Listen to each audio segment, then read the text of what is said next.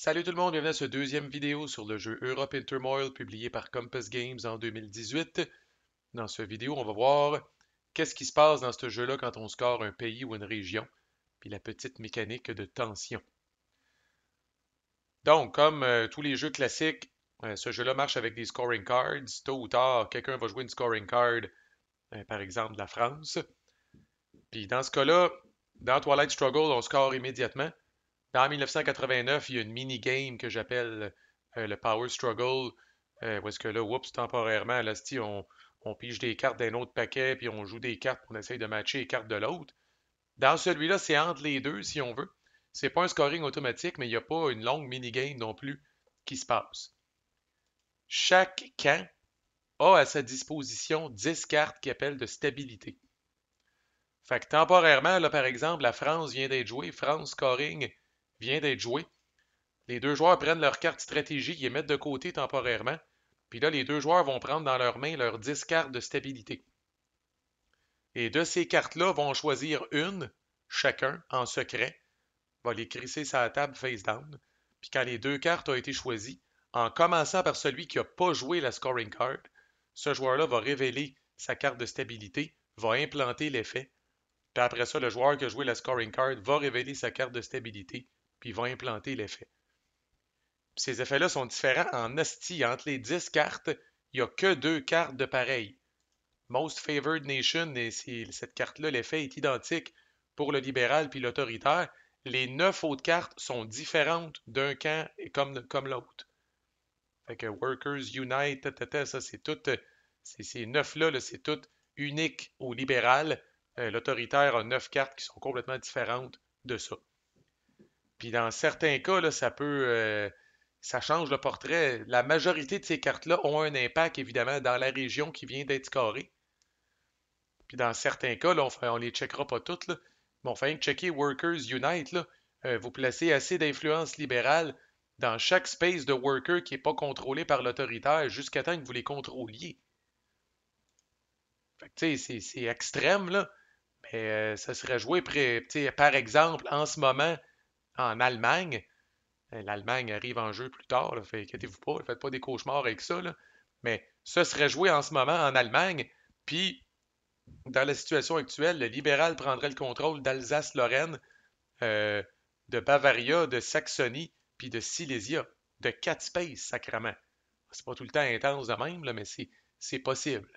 Fait que, voyez-le comme une carte qui peut avoir une incidence sur les spaces de la région qui est en train d'être scorée juste avant qu'elle soit scorée. Puis l'autre twist, c'est que là, une carte, une fois qu'elle est jouée, là, elle n'est plus officiellement dans vos cartes de stabilité disponibles. C'est-à-dire que si par exemple je fais un coup fumant avec Workers Unite comme libéral, ben là, je ne l'ai plus Workers Unite. Et la prochaine fois qu'un pays ou qu'une région score, j'aurai les 9 autres cartes dans mes mains, c'est tout. Et mon adversaire le sait évidemment que Workers Unite n'est plus disponible. Puis là, vous allez, fait évidemment, plus vous allez avancer dans le game, moins vous allez avoir de choix dans les cartes de stabilité que vous allez pouvoir jouer, jusqu'au moment où il vous en reste juste une. Au moment où il vous en reste juste une, peu importe la raison, là, vous les récupérez toutes. OK, fait qu'elles peuvent revenir en fin de game, ces cartes-là. Il y a quelques cartes stratégiques qui vont venir fucker le chien avec les cartes de stabilité. Par exemple, je pense que vous pouvez jouer deux, même la course navale aussi. Par exemple, vous pouvez jouer deux cartes stabilité au lieu d'une. Euh, il y a une carte, je pense, qui fait en sorte que le libéral récupère toutes ses cartes de stabilité avant le temps. Mais autrement, c'est pas mal ça, la mécanique. C'est le genre de mécanique qu'au premier coup d'œil, ça semble brillant puis intéressant. Tu sais, tu regardes ça et tu te dis, waouh, les belles cartes. Puis asti, c'est vrai que quand arrive une région qui va être scorée, ça doit être déchirant, tu sais, de dire, laquelle que je prends, ça serait bon, mais ça serait bon aussi. Puis ça serait bon aussi. Tu sais, c'est une mécanique que sur papier, elle a l'air bonne.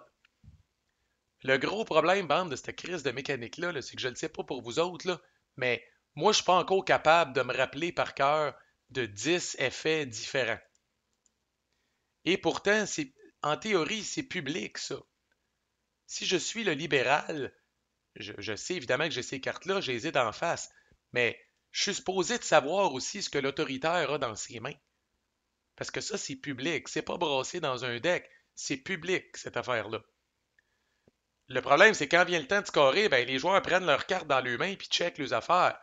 Puis là, vous pouvez dire à votre adversaire, attends un peu, time out là, avant qu'on choisisse, peux-tu me remontrer encore qu'est-ce que tu as dans tes mains? Ben, même là, encore là, je ne sais pas pour vous autres, mais moi, par le temps que j'ai eu la dixième, j'ai oublié la première. OK? Fait que tout ça, là, pour moi, c'est une charge mentale qui est trop élevée pour le joueur de se rappeler, OK, qu'est-ce qu'il y avait déjà? Il y avait suppression du gouvernement, l'art élitiste, le support des généraux, la règle absolutiste. C'est trop tough de se rappeler de ça. Et pourtant, c'est important en chien. C'est super important. Parce qu'il n'y a rien de plus frustrant que de dire, vous jouez une carte, puis là, vous frottez les mains, puis vous êtes là, hostie. Yes, là, je vais améliorer ma position dans cette affaire-là. Puis votre adversaire joue une carte qu'en théorie, vous saviez qu'il y avait dans ses mains, puis qui vient tout fucker votre plan. Et ça, c'est triste. Dans un duel à deux comme ça qui est tight, il n'y a pas de place à l'erreur. Mais ça, c'est trop. Mentalement, c'est trop pour les joueurs pour se rappeler de ça. Fait que là, pis ça, c'est une hostie de belle histoire à conter à vos enfants et à vos petits-enfants, là. Mais moi, après avoir joué en personne, ça m'a frustré, ça, en crise, cette affaire-là. Fait que quand j'ai designé le module vassal, parce qu'on vous rappelle que c'est Bibi qui a designé le module vassal de ça, j'ai fait cette patente-là ici. J'ai créé cette fenêtre-là ici, dans le module vassal, où est-ce qu'on voit on voit là les 20 cartes au total de stabilité qui sont là. Alors, dans Vassal, quand vous sélectionnez votre carte de stabilité, puis surtout en play by email, vous avez tout le temps au monde de checker ces affaires-là, puis de dire, je joue ça, mais s'il joue ça, ben d'un autre côté, s'il joue ça, puis je joue ça, vous avez tout le temps au monde. Et mieux que ça, j'ai même fait une mécanique, fait que là, par exemple, je le joue Workers Unite, puis là, on résout, puis on fait l'affaire, puis on la discarte. Ben, l'ayant joué, elle va se retrouver justement ici. Et là, le joueur autoritaire qui joue contre moi est capable de savoir cette carte-là, elle n'existe plus. Elle est flobée.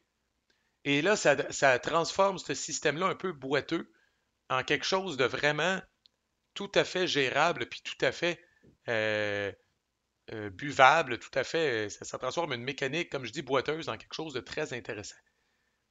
Et je ne veux pas me péter les bretelles, mais en même temps, avec l'avènement de Europe in Turmoil 2, ils ont sorti une version deluxe de Europe in Turmoil. Puis, dans la boîte, vous allez avoir un player aid comme ça. Vous allez avoir un fucking player aid comme ça, dedans.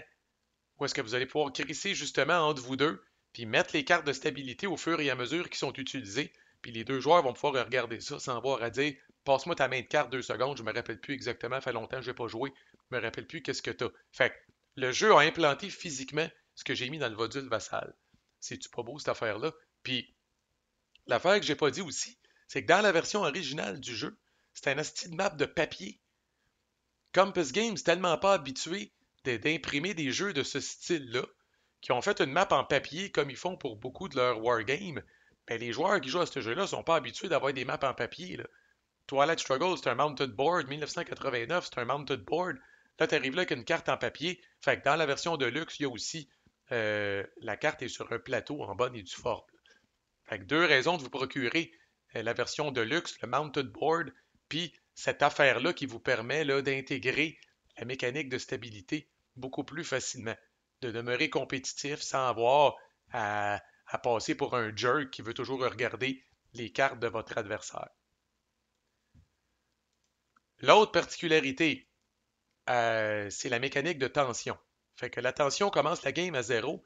La tension représente comment proche on est que la Première Guerre mondiale nous saute au visage. OK? Fait qu'au début, c'est très tranquille. Puis faites-vous-en pas, ça peut pas péter au tour 1, là. Mais ça peut péter à la fin de l'ère édouardienne, avant même que vous ayez vu les belles cartes de l'ère georgienne, à mesure que la tension augmente. Puis évidemment, il y a plus d'affaires qui font augmenter la tension que d'affaires qui la font baisser. Fait que c'est à garder en tête. Fait que, exemple de carte ici, où c'est écrit Increase Tension by One. Fait que dans ce temps-là, ce qu'on va faire, la flèche pointe vers la valeur actuellement. Fait que là, on est passé de 0 à 1. Il y a certaines cartes quand même, Reduce Tension by One, ou là, on va prendre ça, puis on va le réduire comme ça. Fait que le marqueur de tension va se promener en haut, en bas, ça dépend. Première règle importante, euh, si jamais la tension est au minimum et vous faites baisser la tension, vous gagnez un point de victoire à la place. Puis si jamais la tension est au maximum et vous faites monter la tension, vous perdez un point de victoire. Puis je vais aller voir comment ça marche si vous jouez un événement de l'autre, là. Ce sera pas long, je reviens.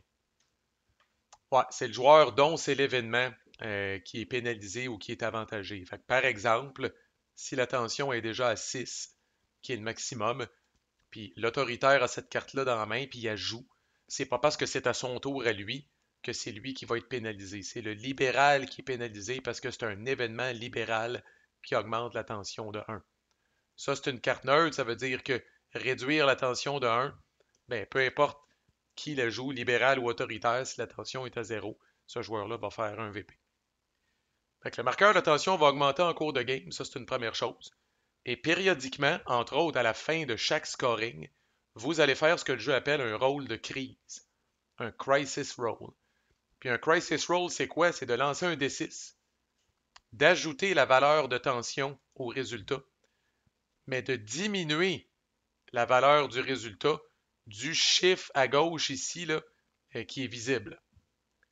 Fait autrement dit, au début de la game, la tension est à... Puis si vous pognez 7 ou plus, la Première Guerre mondiale éclate, se déclenche. Fait vous aurez compris qu'au début de la game, 1 des 6 plus 0 moins 4, c'est impossible d'avoir 7 et plus. Et c'est impossible d'avoir 7 et plus pour un crise de bout. Il va falloir que la tension augmente quand même pas mal. Mais si vous pognez 7 ou plus sur un jet de crise, puis je répète, vous en faites un après chaque scoring de pays ou de région, puis certaines cartes de stratégie vont vous dicter de faire un rôle de crise. Si vous faites un rôle de crise, puis vous pognez 7 ou plus, game over, la Première Guerre mondiale se déclenche, puis on va voir dans le prochain vidéo c'est quoi la mécanique. Ça ne veut pas dire qu'un camp gagne plus que l'autre. Il y a une petite mécanique à faire pour savoir qui tire son épingle du jeu là, dans la Première Guerre mondiale, ou du moins dans les premières années ou les premiers mois de la Première Guerre mondiale. Fait que je disais que vous soustrayez le chiffre ici qui est le plus à gauche, et si vous avez des marqueurs sur ce track-là, là on ne le voit pas bien bien, mais si vous avez des marqueurs sur ce track-là, il y a un -2 en rouge dans le bas au centre. Ça aussi, c'est soustrait ou additionné euh, du jet de dés. Fait que dans les faits, au début, c'est 1 des 6 plus 0 moins 6. Okay, fait que c'est crissement impossible que ça l'arrive. Bon, la tension va augmenter, mais dans l'ère victorienne, il y a une carte qui, on ne révisera pas toutes les cartes, là, mais il y a une carte qui est clé, on le voit juste par le nom, celui par qui le scandale arrive, Franz Ferdinand, que c'est écrit dans le milieu de la carte, le temps que Vienne et Budapest sont sous contrôle autoritaire, la tension ne peut pas monter plus haut que 3. Puis là, tu sais, petit spoiler alert, là, mais Vienne et Budapest, là, le libéral est pas mal loin de son profit ici, là. L'autoritaire commence avec de l'influence là, puis généralement, il va sauter sur ces deux spaces-là. Souvent, la condition est vraie. Franz Ferdinand étant une carte de l'ère victorienne, habituellement, il va être joué assez tôt. Puis ça vient faire topper la tension à 3. Fait que tant que cette carte-là est en jeu et que les conditions sont en place, là, ben, si quelqu'un essaye de faire monter la tension et on est déjà à 3, il va être pénalisé. Puis le fait de topper la tension à 3, ça fait en sorte que la Première Guerre mondiale, c'est dur avant qu'elle soit déclenchée. Qu'est-ce qui vient sur ce track-là? Ben, je vous donne un exemple. Et titre, fait que la Dual Alliance ici, là, vous avez une petite icône là, dans le milieu là, des deux bonhommes avec le +2 en haut à droite. Là. Le chiffre en haut à droite, on va y revenir aux prochaines vidéos. C'est un modificateur si la Première Guerre mondiale se déclenche. Au niveau du jet de crise, c'est le chiffre qu'on ne voit pas souvent, qui est en bas dans le milieu, dont il faut tenir compte. Dans ce cas-là, si cet événement-là est joué, c'est écrit en bas complètement, vous allez venir placer le marqueur de Dual Alliance sur la piste de Great War. Ça, j'ai ça ici, de Dual Alliance. Vous prenez ça à ce moment-là, puis vous venez crisser ça ici. Et là, dorénavant, les jets de crise ont -3. Il y a quand même le -2 de cette patente-là, donc -5 au total, plus la tension. Quelque chose encore là dans l'ère victorienne qui change le portrait quand même pas pire.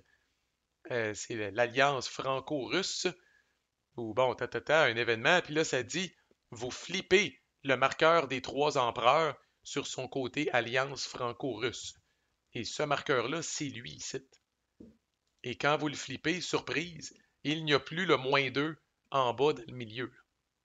Alors là, déjà là, avec ce marqueur-là flippé, puis un autre marqueur ajouté, les jets de crise, c'est 1 des 6 plus 0, -3. Encore impossible de pogner 7, mais à partir de maintenant, quand ça va se mettre à avancer, oups, puis peut-être un autre marqueur qui arrive ici, oups, puis peut-être, je ne me rappelle pas c'est quoi le style marqueur. En les gars, il y en a un autre qui ajoute un +1, là, m'a le trouvé, entente cordiale, celui-là ici. Fait que là, si vous ajoutez celui-là sur la piste, c'est écrit en rouge aussi, mais là, c'est écrit +1. Fait que, tu sais, le signe marqueur de tension est ici à 3. Fait que vous avez +3, vous avez -2, mais vous avez +1 à cause de ce marqueur-là ici, là. Fait que 3 plus 1, ça fait 4. -2, ça fait 2. Fait que là, 1 des 6 plus 2 sur un 7 ou plus, la Première Guerre mondiale se déclenche. Fait que soudainement, si on roule 5 ou 6 sur le dé, ça y est. Fait que il n'y a pas une game qui va être pareille. Des fois, ces événements-là vont être crissés sur la Naval Race. Des fois, le joueur lui-même va les jouer pour les points. Puis l'événement ne va pas se produire. Mais bon, par expérience, on t'offre un bout. C'est rare que la Première Guerre mondiale va péter. Elle peut quasiment jamais péter dans l'ère victorienne. Dans l'ère édouardienne, j'ai jamais vu ça. C'est d'ailleurs un commentaire de certains joueurs qui est de dire Chris, on réussit jamais à se rendre à l'ère georgienne, la Première Guerre mondiale pète tout le temps avant. Puis c'est un peu triste parce que ça veut dire qu'il y a un paquet de cartes que vous voyez jamais. Un paquet de cartes stratégie intéressantes que vous voyez jamais. Un petit peu comme si vous voyez jamais Late War dans Twilight Struggle. Fait que c'est la mécanique de tension avec les jets de crise qui mènent à la Première Guerre mondiale. Puis dans le prochain vidéo qui risque d'être le dernier de la playlist, on va voir comment on résout la Première Guerre mondiale une fois que c'est déclenché. Puis il y a vraiment une version boboche facile, puis une version un petit peu plus complexe. Fait qu'on va voir les deux, là. La version boboche, c'est essentiellement un jet de dés opposé avec des modificateurs puis d'attitude. Puis la version étoffée, c'est pas sans rappeler justement les cartes de stabilité, mais on va y revenir dans le prochain vidéo. Puis comme je dis, ça va probablement être la conclusion de cette playlist-là. On va avoir fait le tour déjà. Manquez pas ça. À plus.